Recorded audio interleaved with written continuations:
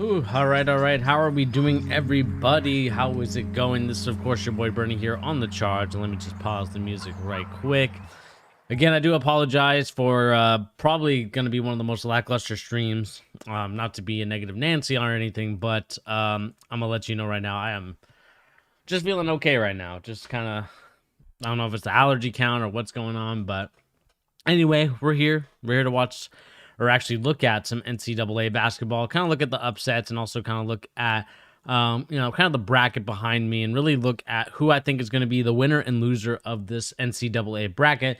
And before we start doing that, please remember to hit that like button. Also remember to hit that subscribe button if you're new to the channel. Of course, the more subscribers, the more viewership, the more likes, the more everything leads to better content, not only down the board, but also in terms of making sure that we provide what you need here on the charge. Again, I do appreciate everybody that is kind of chilling with me today. Let me make sure that we are good on the end of just looking at the analytics and everything like that. So if you just give me 1 second, I just want to make sure that we're live on each and every platform that we are streaming this from.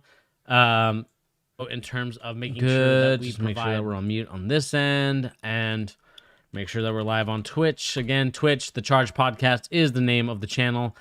Don't be afraid to check that out and look at the wonderful content that comes from there. But nevertheless, we are here to look at, of course, my NCAA bracket, who I think is going to win in terms of upset alerts and what I kind of see from really a lot of teams. You know, I think Texas Tech could be a very intriguing team to watch. I know Matt McClung is everybody's kind of highlight tape hero, but I really do think that the Texas Tech Raiders, they play a really good style of basketball. Villanova, I'm even more concerned about in my heart of heart. UC Santa Barbara, I think, are going to get the upset over Creighton. And, you know, I'm going to have to change my pick from Missouri or from Oklahoma to Missouri. Oklahoma losing their star, basically their star guard, who, you know, as the second leading scorer on the team, is going to be out for the game. So we're definitely going to be talking about that in the comments. You guys can talk about it in the comment section down below. I will be talking about it here on the charge. So let's head over to the live scene. Alrighty, everybody.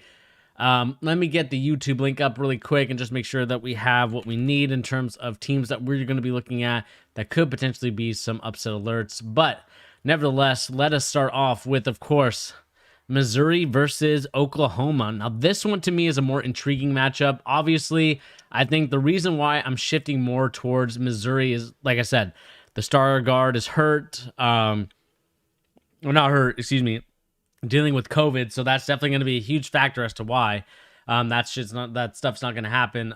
What's up, Jalen? How you doing, man?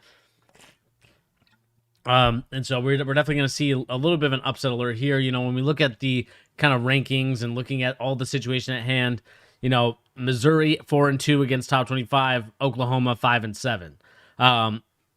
In terms of ranking wise, you know, you got 30 for Oklahoma, which is good. We're compared to Missouri, they're at 50. Points per game is literally about the same. So again, you know, I'm not really too concerned with Missouri taking it over. I mean, if we look at some kind of the Missouri highlights, and really just kind of take a look at this team, looking at them, and of course, this was 4 days ago in the NCAA game highlights, and of course, this is going against Arkansas, who is a top 3 team in the NCAA tournament. Again, really playing a high deny. You see here that, you know, when they play defense, especially, they're going to be basically, this guy's going to be helping underneath. You're going to see a lot of this, depending on what Oklahoma runs. We'll have to look at their film as well. But you're seeing here that they definitely play uptight. Don't, you know, a lot of ball denial at the beginning. You see one pass away. This guy over here on the corner is denying hard, very hard deny. So we're trying to kind of force the action to go opposite of where they want it to go. Again, good backdoor cut, actually. Tough jumper. And again, they get the rebound as well. Definitely like to push in fast break. You know, they don't have Michael Porter Jr. or anything like that. No one too crazy. But I think Drew Smith is definitely a guard to look out for in this game. You know, definitely a team that likes to steal the ball. You know, Arkansas, depending on their defense, we'll have to watch them on a full court set. Again, that guy trying to draw the foul right there. You can tell by the way he spread his legs there. And really what I want to see more of is kind of more so, you know, again, ball denial, good pressure. Again, get out on the fast break. Probably should have fouled right there. And again, good finish at the rim. That gives Missouri, a tight lead. And, especially in these quarterfinals, you really find out what a team is really made of. Arkansas, definitely a great team. We'll probably see them kind of spark it up a little bit in the second half. Again, tough bucket. Missouri's going to make it tough for any team. And so, when you're without your second leading scorer and they play really one pass away, something I noticed here that, Arkansas teams usually normally do is they kind of do like a 2-1-2 trap. But it looks like they've kind of gone away from that. I'm not sure if Missouri scares them a little bit on offense. And again, you see here, again, good ball pressure. Again, denying the first pass, really playing a hedge, and then, hits a tough jumper. I mean, this is going to be Missouri basketball for the long haul. Really going to be tough on defense, I think. Again, kind of more so shows really great defense there, and then just got unlucky there with the foul, but I think that was great defense in my opinion. So you're definitely seeing Arkansas having to work a lot for their buckets. And if we kind of go down to the lower end, a 50-58 game, a lot of switching. Not saying that obviously Arkansas is the number 3 team in their conference or whatever you want to call it, region. And again, Missouri's not going to go without a fight. Down by 10 points, 4 minutes left. They're going to really go for it. Again, a lot of switching you saw there. Good action there that led to the wide open 3 for him. And wide open in college doesn't necessarily mean that you're going to hit like basically everyone is guarding against somebody. I mean, look at this action. This to me is a perfect action, kind of like almost like a burn cut. Really, if you think about it, doesn't really set the screen, but because this guy does a great action of cutting, it really, especially with the way that this guy plays defense, again, kind of helping, kind of like an ice, a little bit more so like stay in place. You kind of see here that he gets lost in the sauce again. Good burn cut. This guy, is in no man's land basically, because you have it's a 2-on-1 situation with these 2 guys open against this one guy. Good burn cut from number 12 and number 1 to kind of, cross. And then basically you're going to see a good hit. Obviously, wide open shot in college and NBA, that is a wide open shot. The ability to get your shot off quickly and without any effort at all, that's got to be a good look and a good sign for Missouri going here on out. Again, down 7, so it's not like they're down by a lot. Again, they may hit some tough buckets like that, and that's just what you're going to have to live with. But like I said, without Oklahoma's second leading scorer, I do find it hard to believe that this team is going to be looking at a situation where they're going to be competitive. If the number 1 guy gets hurt, again, some really tough buckets. Again, foul there, down by 10, nothing really too big. And again, we kind of go to the game, down by 3 now. Good shot fake, basically good defense there. Had to put up a prayer, and hey, man, sometimes those prayers go in. They, God answers those prayers. But again, Missouri not going to go away. They're going to find open shooters. Bad turnover there, and it just kind of leads to the kind of collapse of Missouri. Missouri trying to try to get back in this game. Obviously, hit the tough bucket, and then basically, the game's going to end right there. 4-point game. They gave Missouri a tough game, and look at this. It was only a 4-point game at the end. So, again, with Arkansas being a 3 seed, I definitely can see Missouri pulling off the upset against Oklahoma. I mean, if we look at Oklahoma right now,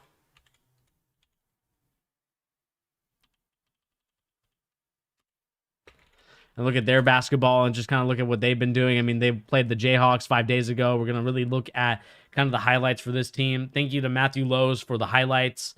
And again, this is one of my matchups, one of the easier ones, I think, to call because the second leading scorer is off the team. And again, we see here that they are going to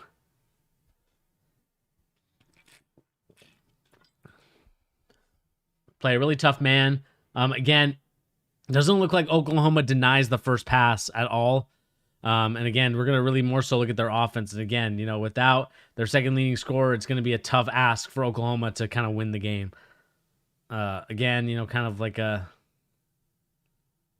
nice little 5-out travel violation. And again, like I said, this is going to be a tough matchup for Oklahoma because, I mean, we look at here, they're not really trying to deny the first pass. They're really just kind of A little bit more laid back on defense, probably more of a pack the paint team. Obviously, you know, it might be just the way they looked at Kansas too much, but definitely you can see that there's not a lot of ball denial compared to Kansas, where you see a lot of the ball denial. They have to do more dribble handoffs than usual, which can lead to good opportunities. Again, backside, good patience by number 35, and he hits a nice low bucket there. And again, nothing too crazy. They're gonna pack the paint. You know, you see really there that they're not gonna overcommit. They're not gonna try and do a lot of things. Again, you look at the dribble drive by number it was number 11. I think he's actually the one that's out, if I'm not mistaken, but I could be wrong on that. Maybe someone could correct me in the comment section if you know who is actually out for them. But all I know about the dude is that he is the second leading scorer for the team, and he is going to be out again. Gonna try almost like a little stagger there. I mean, that was a pretty good play call right there by Oklahoma. Again, let's watch. Set a ball screen, try to go for this, like they're going to try to act like there's a stagger screen, which basically a stagger screen, if you guys don't know, is when these two guys are going to set down screens for number 11, but number 11 doesn't really commit. And again, you know, with this happening, with the way that these guys play defense, you know, it's kind of like this guy kind of loses his man, maybe more of a zone. I can't really tell. Maybe number 0 kind of loses it. I have to watch a little bit more film. And again, like I said, they're going to pack the paint. They're not going to be a team that goes for the turnovers, doesn't deny the first pass. You're really going to see a very good Missouri team. I think Missouri can take definitely advantage of Oklahoma. Oklahoma has been playing, you know, that's the reason why it's the number 8 versus 9 seeds, because these teams are similar in terms of play style. Like, obviously, they could lose any night, but I think that you definitely could see Missouri winning this game. It looks like a Missouri win, in my opinion. I just think that you also have size with Missouri. You know, maybe these guys are about the same. Again, kind of lazy on defense by number 12. If number 12 is in the court, I think he can really take advantage of it.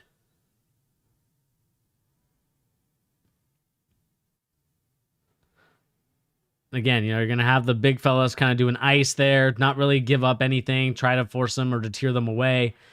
Nice hit by number 0 there. Again, you know, this could be a pickup, more of like a 1-3-1, it looks like. So, you know, Kansas plays a little bit more of like a 1-3-1. Obviously, it's a little different. You're going to see here a lot of skip passes. Again, you know, good three-point shooting team. And Oklahoma definitely will take advantage of that. And again, if we kind of move over towards towards the end of the game, you know, Oklahoma trying to get back into this from Kansas. Obviously, they're going to kind of run like I said, a laid back, not really, not a zone, more so kind of like a more laid off hands approach. And I think that's kind of the wrong approach if I'm Oklahoma, in my opinion. I think they could have done a much better job. Again, we're going to see what happens in these last couple seconds. I didn't really watch this one. I was more focused on Cade Cunningham and kind of that whole ordeal. So I didn't really watch these guys play too much. Again, and they're going to call a charge there at the end. That's a tough call.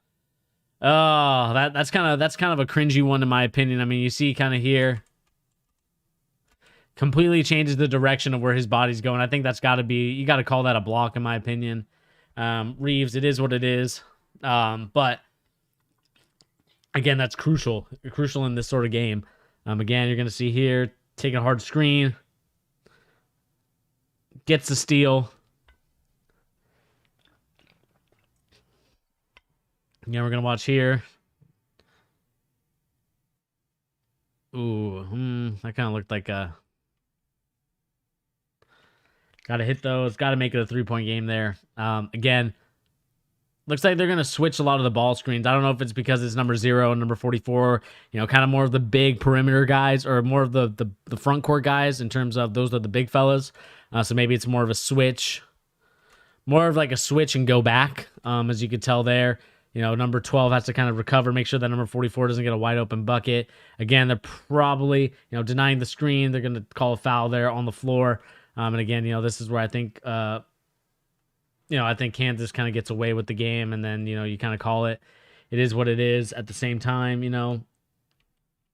And that's really kind of the game for them. And again, I think Oklahoma is beatable in this. I think you saw how tough Missouri played Arkansas, and I think the SEC this year has been probably one of the better conferences that a lot of people aren't talking about, because you usually have Kentucky in there, you usually have your Floridas, but I think this year you're really looking at teams like like I talked about, Excuse me, I'm trying to think of the names of them now. Arkansas, Alabama, teams that you normally think, wait a minute, how are those teams in the championship game? How did those teams get there? Well, Arkansas and Alabama are playing probably their best basketball, and Alabama actually has a really good chance of getting to the Final Four. Looking at their schedule and kind of looking at their team. Again, if we look at Alabama, kind of down here in the region with BYU and all these other teams, I definitely can see this being like a really good upset potential for BYU and Alabama. I actually have BYU beating Alabama, but again, you can't discredit the way that Alabama and Arkansas play, and kind of just the SEC in general. You know, obviously, like I said, you don't have your Kentucky in there like you usually do, but again, you know, Kentucky is Kentucky. It is what it is with them. I'm not really too worried about them. And again, we'll see what happens in this scenario. But like I said, I do like the upset there from Missouri over Oklahoma. So definitely check that one out if you are interested in kind of betting and doing like DraftKings and all that stuff. That is definitely one to look at. Another one that I look at is Creighton versus USCB, University of Santa Barbara. I think this team has a potential matchup to be an upset alert. I understand that Santa Barbara hasn't really played any tough opponents in the top 25. We talk about ranking wise, I think Creighton right now, due to the drama that is going on with their coach, I think the players are kind of feeling that drama right now. I think it's going to overwhelm them, in my opinion. You know, the coach obviously said some shocking things that obviously you should never say to a player. So it kind of is, it is what it is, but it's more so, you know, we kind of leave it at that because, you know, this isn't the channel to talk about, you know, kind of that drama, other than I vehemently disagree with the way that McDermott kind of mentioned them in terms of the plantation comment. That is definitely unacceptable. But if we really look at USCB and look at their basketball and kind of looking at how they're doing so far, you know, this is the championship game against Santa Barbara. We look at this is the Big West, of course. Santa Barbara is in the is in the blue and yellow, kind of like the, if you're from the Seattle area, more of like a Bellevue color. And switching there, looks like, you know, I want to see kind of more so guard dribble over from the other team. Maybe USCB is, oh, my bad. University of Santa Barbara is in the white. Excuse me. They are the number 1 seed. So excuse my my terrible take there. Again, they're going to try and do more so. We're going to look at kind of what their offense is. Kind of a show, kind of cut through to the opposite side. This guy's going to set a down screen to curl off of. Again, we'll see what happens here. Almost kind of like a double there. Almost a set of stagger screen. This guy's going to set one up. This is more like a that little action that they ran right there, more so of a almost, if you guys know, I'm trying to think of the term that the San Antonio Spurs used to run it. It's kind of like basically, you let this guy curl off, you let this guy catch, let this guy catch up front. Basically, what we really would see is more so a you know, kind of like a shuffle cut. You see there with number, I can't remember who this guy is right here, but you'll see a shuffle cut or shuffle screen, that is kind of like set a backdoor screen for him, and then this guy at the top will set a down screen for this guy up here, which he'll get the catch. Maybe he doesn't get it, he curls it instead, and then they kind of go to like more of a traditional kind of roaming. Basically, number 5 would roam, and if he doesn't find anything, he kind of just spaces out for a 3-point shot. So you're really looking at it here. Again, looking at their defense wise, you know, they're going to stay pretty close to their man. They're not going to allow a lot of 3-point shooting. Again, probably a terrible communication there. They got to really talk about that. That really should have been a made layup, in my opinion. Again, number 5, good shot fake. 4, good lob to good entry, and then you get number 13 trying to make a play, but obviously keeps the ball too low, so that allows the smaller defenders to kind of reach in there and grab. But this is also another matchup that I have that could be an upset alert. Again, I'm not like 100% confident in it. Again, set a down screen for him. Again, number 5 gonna roam, more so set screens. They're gonna deny it, and this guy, number 3, is gonna try and find the wide open guy again. You see this guy up here is probably going to be in no man's land right here, kind of trying to suck in there, try to help out on defense, but really at the same time, number 3 is so good at, you know, changing his, you know, dribbling inside with the tough crowd, finding the wide open jumper. That is basically this is a practice shot, in my opinion. This isn't even a wide open shot. This is a practice shot. And obviously makes him pay for hitting the three. And you really can't suck in too much as a help defender. You just really got to allow just allow the two at this point, because the game is so 3-point heavy that I would rather much give up a 2 at that point than give up a 3. Obviously, there's a better chance of you missing the 3. But again, if you take a lot of them, it's really going to lead to more buckets. Again, great take by number 40, I believe that is. Kind of a double screen there for number 3. Didn't really see a play there. So can't really comment too much on that. Again, probably have great hands. Number 40 just getting exposed out there. Going to be a jump ball probably. Good play. Let me watch this play again. Sorry to have my coaching moment. Again, what I think they're trying to set up here is number 55 is trying to set up like he's going to set kind of like a screen out. So this guy can kind of flare out.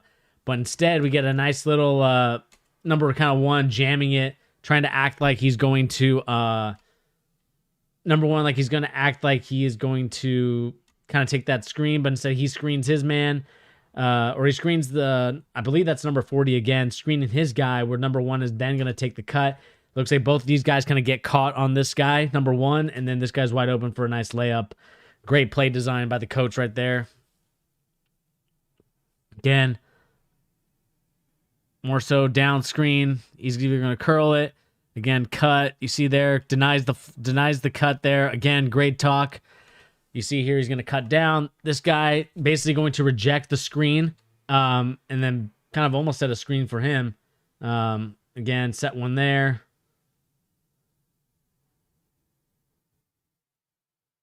And one. We'll kind of watch there. Miss layup. Great offensive rebound. Again, number 5, wide open. Gonna take that shot. Hey, man, you got to take those shots when they're open. They're not going to be open for too long, so definitely a great shot there. Defensive-wise, again, just probably a strict man-to-man. Kind of trying to corral him in there. Doesn't really do a good job, and that guy hits a nice little tough layup. And again, when I look at Santa Barbara, I think that they've got a really good opportunity of doing a great job. I think they can beat the team that they're going to beat. I think, what did I say? It's Florida State, if I'm not mistaken, or is it Creighton? Sorry, it's Creighton.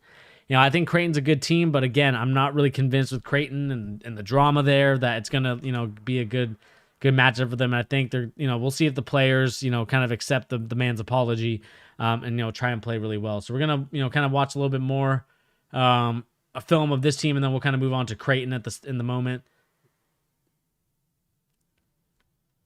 Going to watch maybe a couple more possessions here. We'll kind of watch the end of it.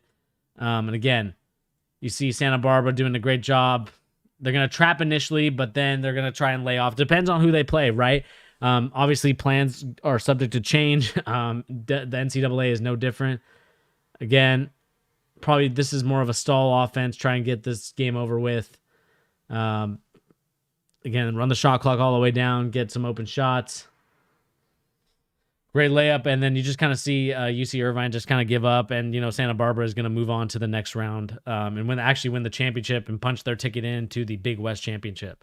And when we look at Creighton basketball, and kind of look at their matchup, kind of their potential. This is the Georgetown championship game. Obviously, Georgetown won by 20, so doesn't really bode well for the Blue Jays that they lost that game, and we're going to see what this team is really made of. Again. You got OSU all the way. That's same here, Tyrese. If you look at my bracket, I'm not sure if you watched mine, but I got OSU winning it against Michigan. I think Juwan Howard is going to be a hot commodity as a coach. I think NBA teams I've heard have lined up for this guy to get an interview with him, and I think he's going to make a really good impression. And I think Cade is the real deal, man. I think Cade is such a generational talent type of player. He's not like a good player like a Anthony Edwards or like a James Wiseman. I think he's a generational talent, and so I really think that OSU is going to win this game. But again, we're going to watch a little bit of Creighton, see what their offense is. I'm not sure what Georgetown runs on defense. Again, Creighton looks like they're in the baby blue. It looks like by Georgetown. Again, this might just be Georgetown, so we'll see how Creighton plays this high denial defense. Again, probably have to set a little bit more screens. Nice little lob there. Good. I think they're playing I don't even know what they're playing, like a 3-2 maybe. I'll have to watch again. Kind of see here that they're going to try and run some action. Really, I think the main look is to get a nice little pick and roll with somebody. Again, try and set something down. Don't get anything. Bring the big fella over. And really good hands on Creighton's side.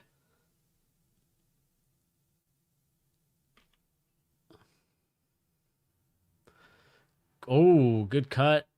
Just couldn't finish the dunk. Obviously misses the layup. And again, Georgetown won this game by 20. So this could be a game where I think Creighton, again, they're averaging 77 a game. But again, I'm not really too confident in Creighton really competing.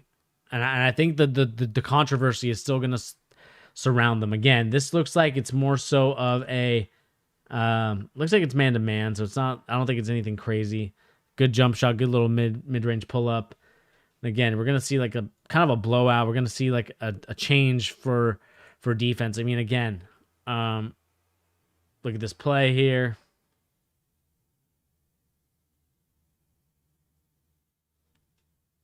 And this is where I think the tides turn for Creighton. Looks like they didn't really get too much. Give it to the big fella. Again, I'm not saying that, when we look at a team like UC Santa Barbara, they're not going to have size. I don't think that they're that big. But definitely if they have some sort of big on the bench or some in the rotation, they might try and use him, because it looks like length really does affect this Creighton team, because they're not that big themselves. They're kind of playing a little bit of a small ball lineup. Number 32 is kind of like their big fella, but he's not really that big, more so of a scrawny, tall guy, but not so much a great kind of player. Michigan without Livers, I think they're going to rally around that. I think that's going to be more of a rallying type of team. I think that Michigan does have the ability to get to the final four. Like I said, they are missing, like you said, they're missing Livers. He's definitely not playing in the tournament. So, but I do think that,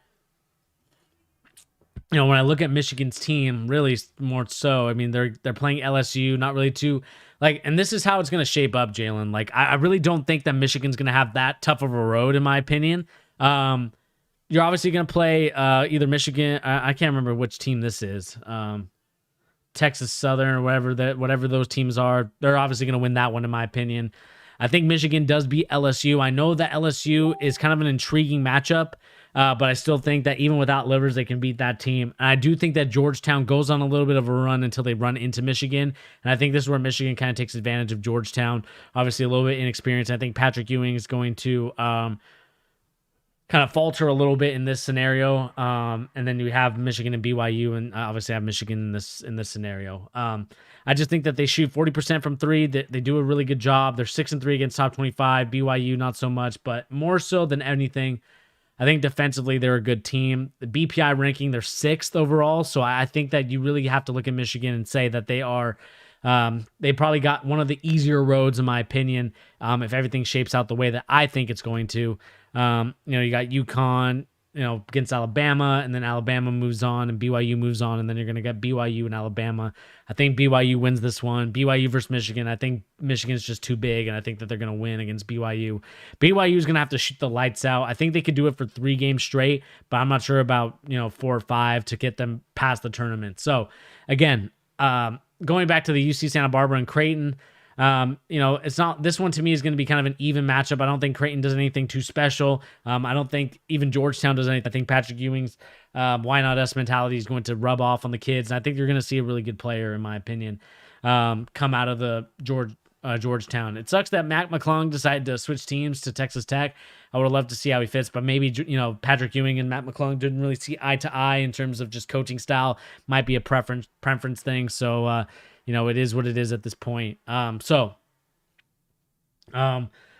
team that I want to look at is actually Texas Tech and Arkansas.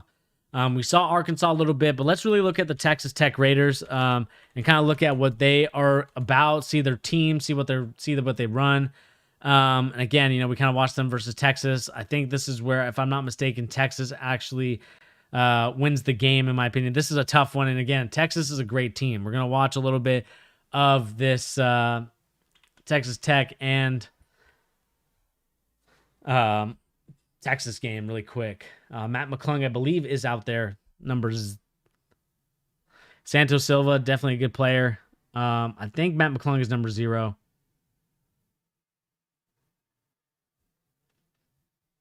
Again, the one thing that Texas has in this game is just probably size. They have a couple of NBA guys. But again, I think Texas Tech, the way that they play defense, we're going to watch to see what kind of defense they run. Again, Matt McClung's kind of out and about trying to get like a little cherry pick steal. And again, I just think Texas just had too much size in there. But I do think that Texas Tech does shoot the 3 very well. Both teams basically played about the same, 17-9, 17-7. Again, good hustle there by the guard. Good up fake, up and under, and 1.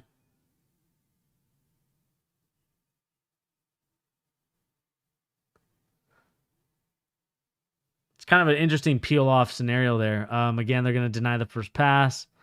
Santos Silva hits the 3.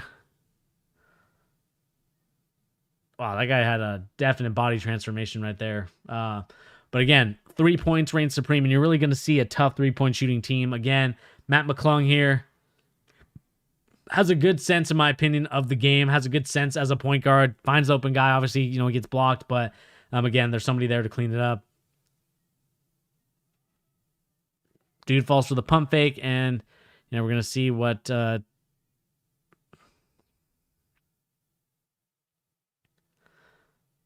these Big 12 games are like really up phased. They basically play the way that football does, right?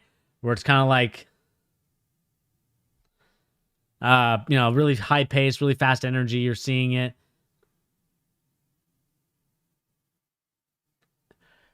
You're really looking at kind of just more so a free-flowing offense from Texas Tech.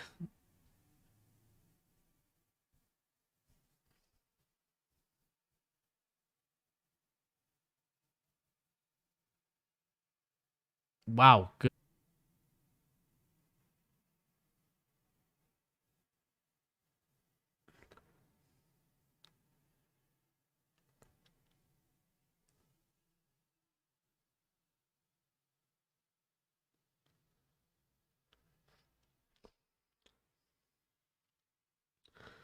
See here.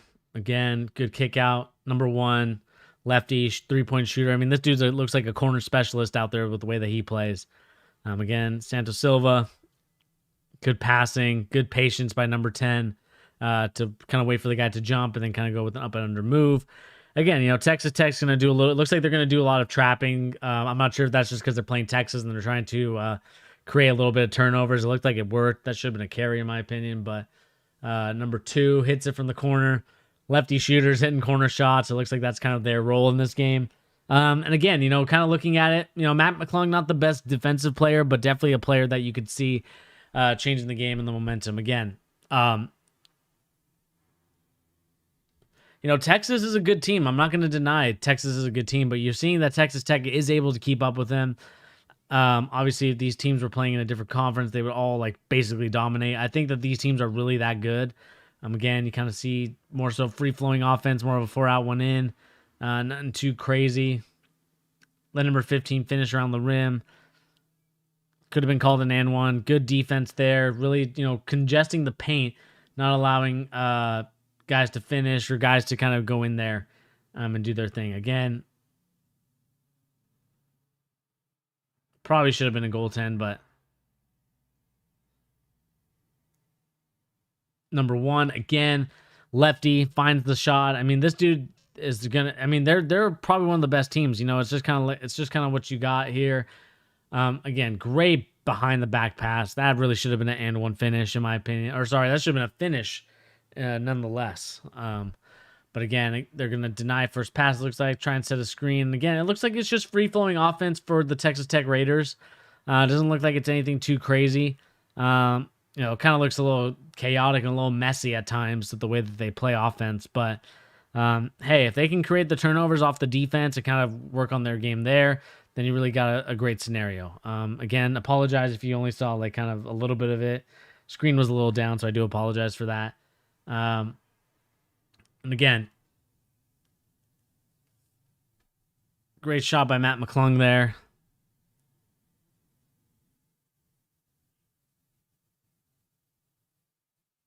Good rebound there on the fast break. You see Matt McClung. Jelly time, finishing that.